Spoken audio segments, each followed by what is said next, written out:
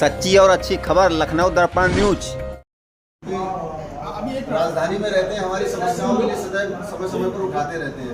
तो हमारे मार्गदर्शक भी हैं और हमारे लोकपालों के चिंतक हैं। ये हमेशा हमारे हम लोगों की चिंता करते रहते हैं और शासन से और लोकपालों के बीच में सेतु का कार्य करते हैं। हमारे बीच में शिशुपाल मौर्य जी हैं बरेली से, वो आए और अपने विचार से हमें लाभान्वित करें। शिशुपाल मौर्य जी। जय हिंद। आज प्रेस क्लब में आयोजित उत्तर प्रदेश लोकपाल मिलन कार्यक्रम में मंच का संचालन कर रहे हमारे सम्मानीय लोकपाल सहारनपुर और मंच पर आसीन समस्त लोकपालों के प्रेरणा स्रोत और सरकार और लोकपालों के बीच में सेतु का काम निरंतरता के साथ करते रहते ऐसे डॉक्टर JS जायसवाल जी और उन्हीं के द्वारा ये मिलन कार्यक्रम के समन्वयक हैं, उनके द्वारा ये आयोजित किया गया। तो उनके लिए मैं हृदय से धन्यवाद देता हूँ, नमन करता हूँ, वंदन करता हूँ कि आपने एक सौभाग्यशाली दिन और ये अवसर हम सब लोगों को लिए प्रदान किया। विभिन्न जनपदों से आकर के और यहाँ पर एकत्रित हुए।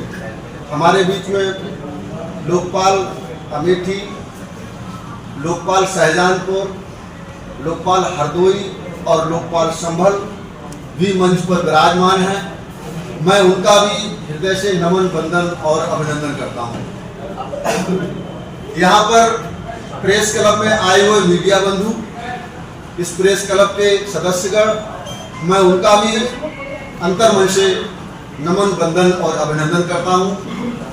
मानवीय जीवन है जो मिलन से ही चलता है। मिलन शब्द से हमें ऐसा आभास होता है कि कुछ लोग एक जगह बैठ करके अपनी चर्चा वार्ता के द्वारा दैनिक जीवन में आ रही कठिनाइयाँ या अपने जीवन के विषय बिंदुओं का चर्चा के द्वारा आदान प्रदान करते हैं, उसे ही मिलन कहते हैं। इसी परिप्रेक्ष्य में आज हम सबका यहाँ आगमन हुआ।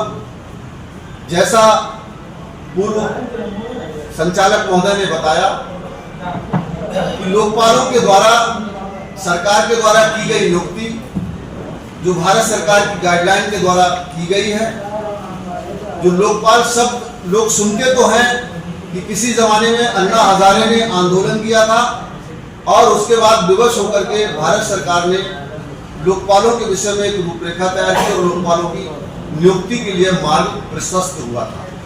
लोकपाल एक ऐसी व्यवस्था है, जैसा हम जानते हैं कि एक संवर्ग होता है, कर्मचारी अधिकारी किसी विभाग में होते हैं, वो कार्य करते हैं और उनकी कार्य प्रणाली और एक रूपता वो बनी रहती है।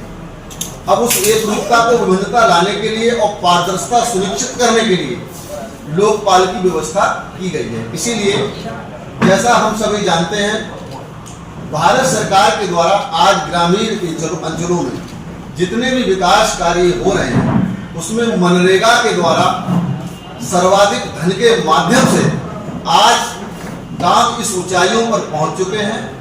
गांव में इतने जो बदलाव आए हैं वो मात्र महात्मा गांधी रोजगार गारंटी अधिनियम 2005 के थे। आज इस राशि को केंद्र सरकार से भेजा जाता है और उस राशि को संचालन करने के लिए, उसका व्यय पर नियंत्रण करने के लिए राज्य सरकारों को उत्तरदायित्व दिया गया है। राज्य सरकार केवल कार्य करती है और उसके बदले में अपने कर्मचारियों को उसी राशि से भुगतान भी करती है। इसी कड़ी को पारदर्शी बनाने के लिए, शुचिता प्रदान करने के लिए और जनता के बीच विश्वास जागृत करने के लिए लोकपाल की स्थापना की गई है, ताकि लोकपाल पारदर्शी रूप से आई हुई राशि पर नजर रखें और हो रहे विकास कार्यों में अपनी पारदर्शिता के द्वारा, अपने सूचना तंत्र के द्वारा उस पर निगरानी करें और अपनी रिपोर्ट जो है शासन को देते रहें। परंतु इस बीच में लोकपालों की नियुक्ति हुई, जैसा आज हम महसूस कर रहे हैं, भारत सरकार द्वारा दी गई गाइडलाइन के अनुसार,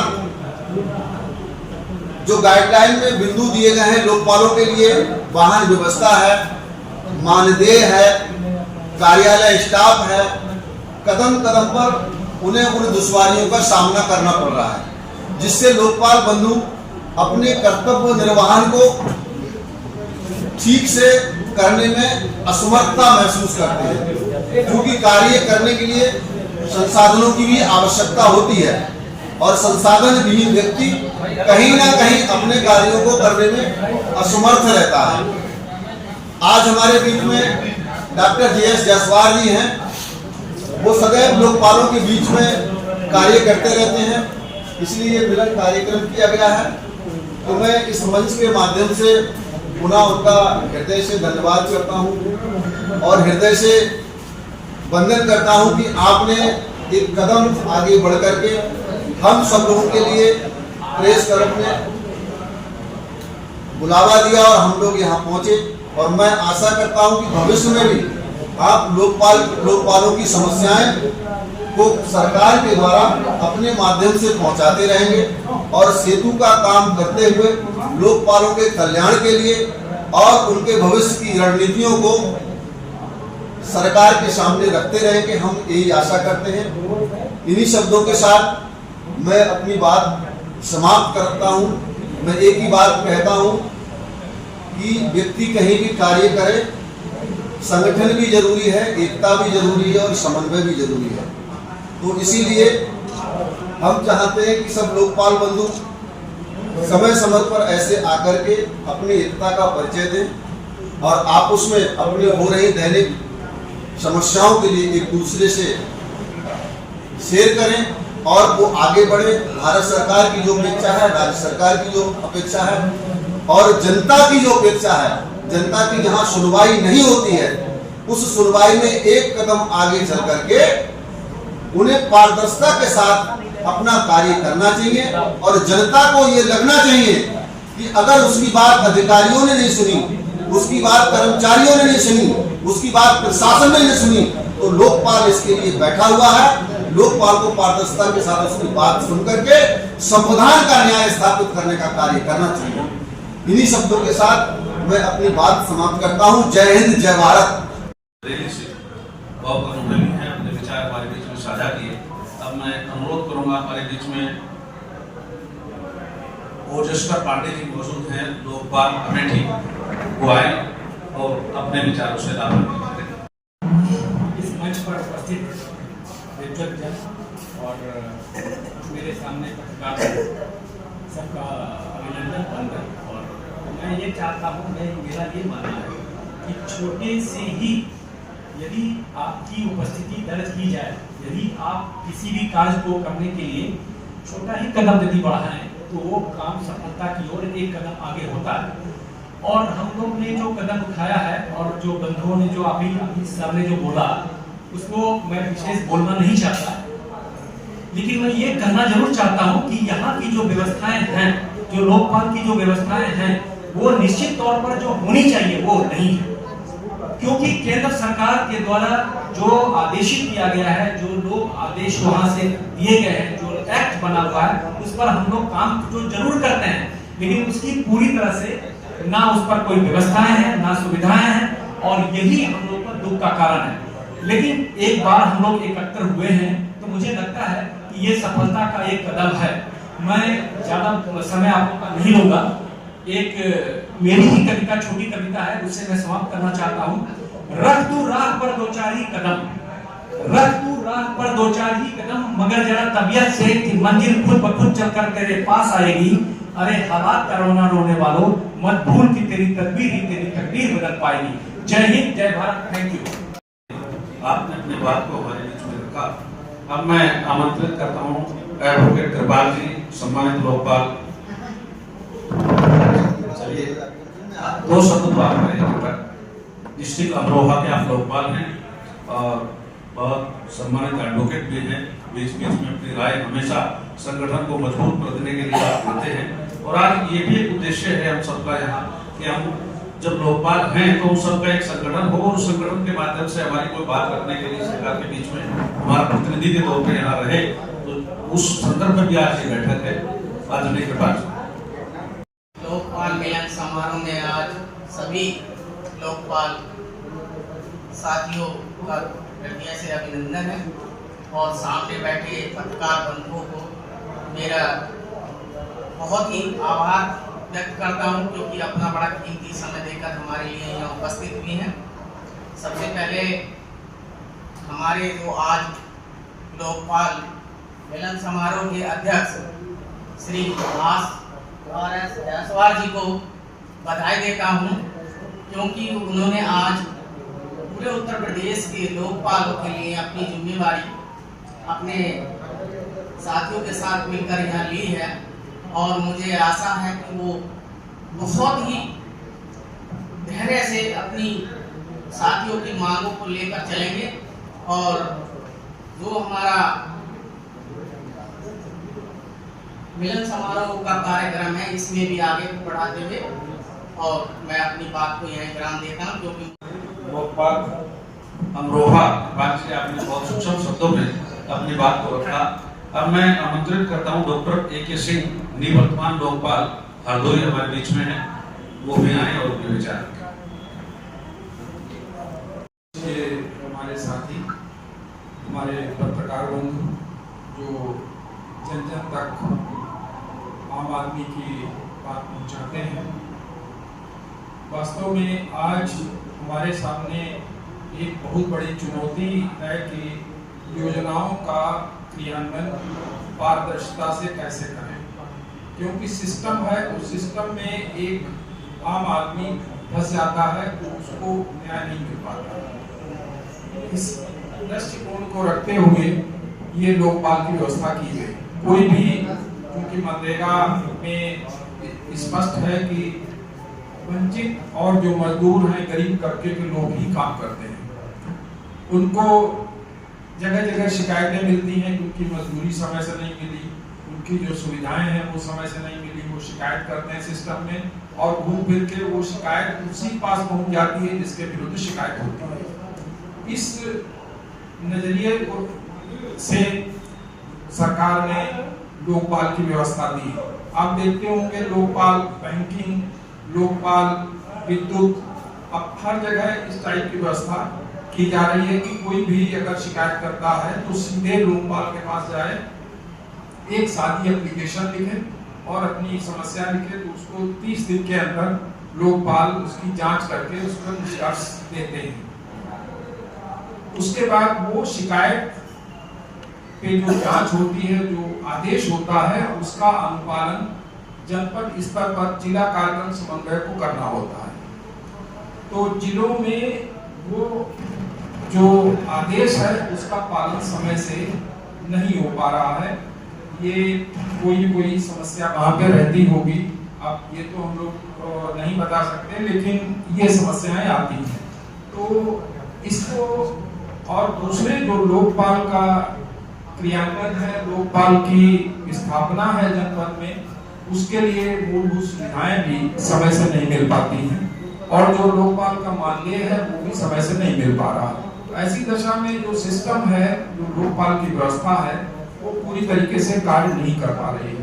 इन्हीं सब समस्याओं को लेकर जायसवाल साहब ने एक मिलन समारोह किया है, तो इसमें हम लोग कोशिश करेंगे, अनुरोध करेंगे कि सिस्टम को किस तरीके से ठीक किया जाए, किस तरीके से उसमें सुधार किया जाए। इन्हीं शब्दों के साथ हम सभी का आभार। अब मैं इस कड़ी में आमंत्रित करता हूँ हमारे बीच में शाहजहां मुझसे लोकपाल अरविंद कुमार जी हमारे बीच में हैं, वो भी आएंगे और अपने विचार रखेंगे। आदरणीय लोकपाल शाहजहां अरविंद जी।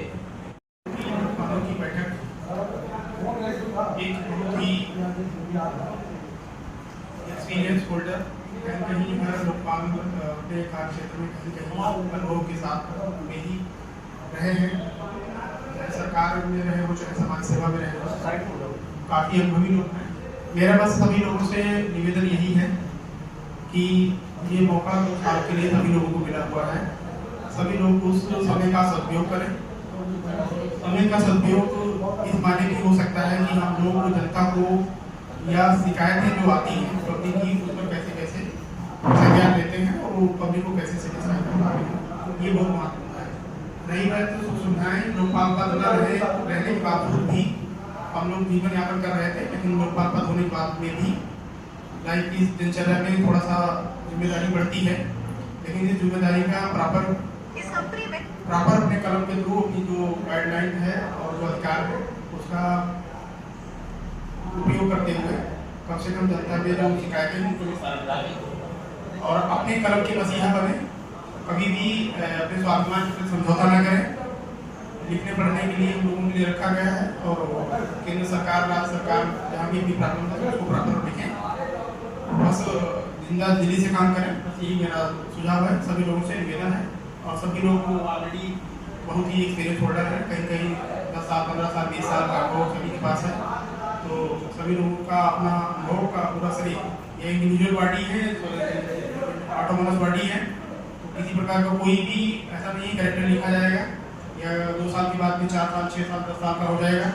आप 2 साल को ही अंतिम मान करके चलें और काम के प्रति रुचि रखें और ईमानदारी से काम करें, बस हमारा ये और सूक्ष्म शब्दों में अपनी बात को रखा। अब मैं इस कार्यक्रम के सूत्रधार जिन्होंने इस कार्यक्रम की रूपरेखा बनाई और जो तमाम इस व्यवस्थाओं को करके हम सब लोगों को यहाँ इन्वाइट करने के लिए बुलाया, मैं सम्मानित इस आयोजक भी और व्यवस्थापक भी और तमाम चीजों के जो सूत्रधार हैं डॉक्टर RS जायसवाल जी, जो इस लोकपाल मिलन समारोह में सूत्रधार है, मैं उनको आमंत्रित करता हूँ कि वो भी आए और अपने विचार रखें। आदरणीय RS जायसवाल जी, मैं 2 पंक्तियों के साथ उनको आमंत्रित करता हूँ। बदल जाओ वक्त के साथ या फिर वक्त बदलना सीखो, मजबूरियों को मत कोसो, हर हाल में चलना सीखो। आदरणीय RS जायसवाल। धन्यवाद संचालक महोदय। आज के लोकपाल मिलन समारोह में उत्तर प्रदेश के विभिन्न जनपदों से पधारे हमारे सम्मानित लोकपाल साथीगण, हरदोई से पधारे निवर्तमान लोकपाल डॉक्टर AK सिंह जी, बरेली के जुझारू लोकपाल शिशुपाल मौर्य जी, शाहजहांपुर से पधारे श्री अरविंद कुमार जी, अमरोहा से पधारे लोकपाल श्री कृपाल सिंह जी, अमेठी से आए श्री ओजस्कर पांडे जी, सहारनपुर से आए संचालक महोदय, संचालन कर रहे हैं बहुत अच्छा। साथियों, बहुत शार्ट टाइम पर हम लोगों ने इस सभागार को बुक कराया। हमारी इच्छा थी, कई दिनों से हमारे साथियों से बात हो रही थी कि लोकपाल को जो भारत सरकार की गाइडलाइन है उसके हिसाब से ना तो सुविधाएं प्राप्त हो रही हैं, ना निचले स्तर पर लोकपाल अधिनियम में जो दी गई व्यवस्था है उसका पालन हो रहा है। हमारे मन में ख्याल आया, हमने साथियों से विचार विमर्श किया और ये तय किया कि हम लोग एक बैनर के नीचे लखनऊ की सरजमी पर इकट्ठे होंगे और अपनी ये बात अपने साथियों के बीच रखेंगे और इस उम्मीद के साथ रखेंगे कि कौन कहता है कि आसमां में छेद नहीं हो सकता, कौन कहता है कि आसमां में छेद नहीं हो सकता। एक पत्थर तो तबीयत से उछालो यारो, एक पत्थर तो तबीयत से उछालो यारो। तो एक पत्थर मारने की जरूरत है और आसमां में छेद हो जाएगा। लोकपाल जो एक संस्था है, ये अपने आप में बहुत गरिमापूर्ण संस्था है और इसकी गरिमा को बनाए रखने की जिम्मेदारी केंद्र सरकार और राज्य सरकार सहित मनरेगा योजना से जुड़े समस्त अधिकारियों की। अगर भारत सरकार मनरेगा अधिनियम में जो व्यवस्था किए हुए है उसका अगर पालन नहीं करेगी और लोकपाल के जो अधिकारों को कुंद करने का प्रयास करेगी, तो भारत सरकार की जो मंशा है कि मनरेगा में निचले तबके के लोगों को जो गरीबी रेखा के नीचे जीवन यापन कर रहे हैं उन्हें उनका भुगतान मजदूरी का सही समय मिले और उसके लिए जो धन आवंटित किया जा रहा है उसमें भ्रष्टाचार पर लगाम लगाई जाए। तो भारत सरकार राज्य सरकार को तय करना पड़ेगा कि हम लोकपालों को उनके द्वारा जो हमें जिम्मेदारी दी गई है हम उसके क्रियान्वयन करने के लिए हम हमेशा उसके क्रियान्वयन के लिए आगे रहते हैं और हमें जो सुविधाएं हैं, हमें संसाधन उपलब्ध नहीं कराएंगे तो हम कैसे भ्रष्टाचार में लगाम लगा पाएंगे। जब हमको चोर की निगरानी करने के लिए लगाया गया है और हमको गाड़ी भी किसी से मांगनी पड़ेगी, हमको पेपर उसी से मांगना पड़ेगा। हम जब जांच करने जाएंगे, हम उसको बता के जाएंगे तो जरूर निश्चित तो खबर कर देगा बाहर।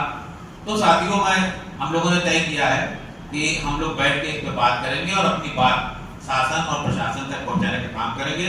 मैं चूंकि मेरे बुलाने पर मेरे साथीगण दूर दूर से आए हुए हैं, मैं उन्हें लखनऊ की सरजमी पर उनका हार्दिक स्वागत करता हूँ, वंदन करता हूँ। लखनऊ की जनता की तरफ से, लखनऊ के पत्रकारों की तरफ से अभिनंदन करता हूँ।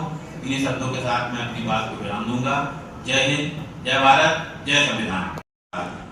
बस इतना रखो याद, सताने के साथ साथ हम भी बदल गए हैं, जमाने के साथ साथ हम भी बदल गए हैं, जमाने के साथ साथ हम आपकी सीट बजा देंगे, सरकार के लोग ध्यान से। जय जयसवाल जी, अब मैं इस कार्यक्रम की समापन की आपसे अनुमति चाहता हूँ और मैं अपनी तरफ से प्रस्ताव भी रखता हूँ कि सब लोग उपस्थित हैं कि जिस उद्देश्य हेतु हमने इस बैठक का आयोजन किया, कि उस उद्देश्य में अखिल भारतीय या लोकपाल फाउंडेशन, जो भी आप नाम रखना चाहते हैं, उसमें आदरणीय जायसवाल जी को सर्वसम्मति से आप सबकी ओर से मैं अध्यक्ष के रूप में इनका नाम प्रस्तुत करता हूं और आपसे अनुमति चाहता हूं कि अगर इसमें कोई परिवर्तन है तो आप बताएं, अगर समर्थन है तो आप सब हाथ उठा करके समर्थन। चलिए, स्वागत है।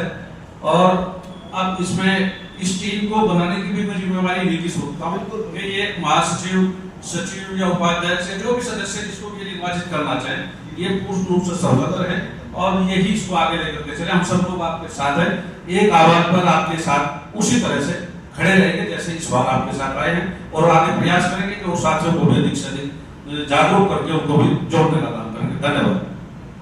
होना होगा, सिर्फ होने से कुछ नहीं होता, सिर्फ होने से कुछ नहीं होता, अपने होने का हक अदा कीजिए।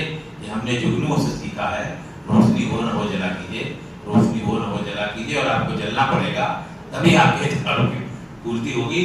और इन्हीं शब्दों के साथ मैं आपको पुनः विश्वास दिलाता हूँ कि आपने जो हमें जिम्मेदारी दी है, हम उसका पालन करेंगे, करने की पूरी कोशिश करेंगे। करना चाहता हूँ कि आदरणीय जायसवाल जी की सहमति से एवं सभी सम्मानित लोकपालों की सहमति से श्री अरविंद कुमार जी शाहजहांपुर लोकपाल को इस संगठन में महामंत्री के रूप में नामित करने की मैं इनकी ओर से घोषणा करता हूँ और सभी हमारे सम्मानित लोकपाल साथियों का भरपूर समर्थन एवं सहयोग इनको मिलता रहेगा। और हम आशा करते हैं कि ये भी हाईकोर्ट में चूंकि यहाँ बैठते हैं तो यहाँ हमारी बात को रखने का काम करेंगे और बधाई देना चाहते हैं।